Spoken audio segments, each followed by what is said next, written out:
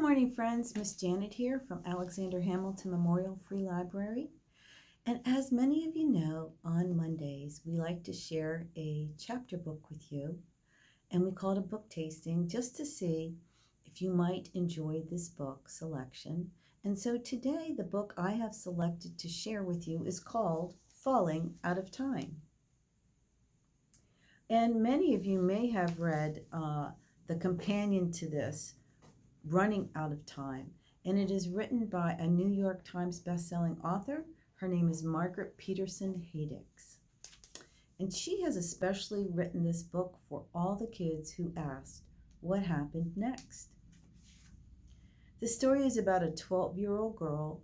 Her name is Zola, and she thinks she has the perfect life. She thinks everybody does now that it's 2193. And humanity has solved all of its problems. Insta-Closets deliver new clothes every morning. Wow. Insta-Ovens deliver gourmet meals on demand. And virtual reality goggles let her have any adventure she wants with friends from all over the world. Sounds pretty neat, doesn't it?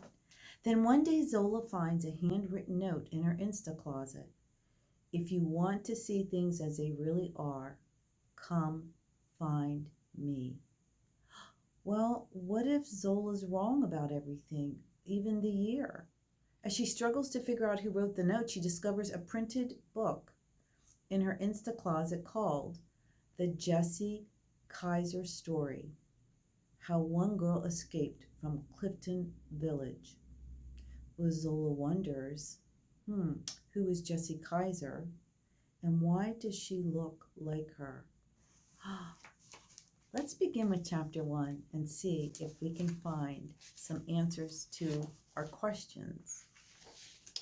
Zola's entire room began to glow, the sign that it was ready. Tahiti, Zola mumbled from under her cozy nest of blankets and pillows. Even though she had been sound asleep a moment earlier, she bolted upright, her eyes open wide. When she was little, she had been convinced that if she sat up fast enough, she'd catch the picture window opposite her bed in its exact moment of change. She believed she might see pixies or elves scattering sand right up to the foot of her bed, and she might see the ocean rolling in from the other side of the globe to lap gently at her toes. But Zola was 12 now, and sitting up quickly was only a habit, a silly one, because she knew the picture window or the picture wall was only an illusion. She knew that the sensation of sand squishing between her toes and being washed away by sun-warm water and gentle breezes was just as unreal. She even did a report at school once about the technology that made it all happen. She supposed it truly was amazing that the picture wall or window worked so seamlessly with the tiny electrodes embedded in her comforter to make her feel as though she were really waking up in a tropical paradise. But it was hard to stay amazed by something that happened every morning. Zola slumped back against the throne of pillows behind her, and for a moment she regarded the glorious sunrise over water that the picture wall was showing her. It was so beautiful. The first rays of light reaching the peaks of the waves. Her picture wall request the day before had been beautiful too. She watched the sun rising over the Alps. That one had included the sensation that she was actually drinking hot cocoa being piped into her room. But sometimes it was nice to have taste buds that were easily tricked. And the day before that, she had awakened in the midst of sequoia trees in California. And before that, she had been on a savanna watching elephants meander by. And before that, she didn't quite remember. But who cared? It had all been beautiful. Zola was supposed to lie in bed and watch the entire sunrise. That was supposed to grant her a peaceful waking, a peaceful day, and a happy life. But somehow Zola didn't have the patience for the picture wall's whole glorious cycle of scenes today.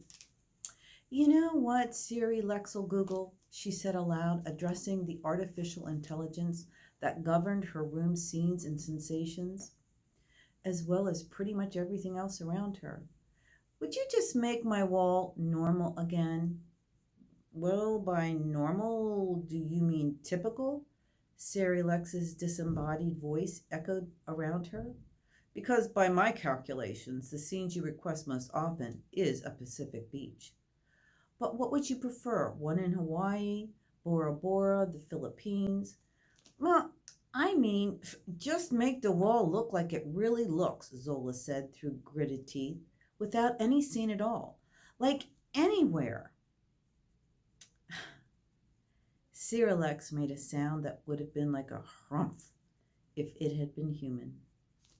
So, my friends, if you think that you would like to find out what happens with Zola and um, and in her room with AI controlling her experiences, and if she ever discovers who wrote the note and left it in her Insta-Closet, and also who is Jessie Kaiser? Will she find her? And why does Jessie look like her? You can find all those answers in this story. And so I hope you enjoyed reading this chapter book with me. And if you'd like to check it out, it can be found at Alexander Hamilton Memorial Free Library in our Juvenile Series section. Thank you for allowing me to share this with you, and I hope you have a wonderful day. Bye-bye.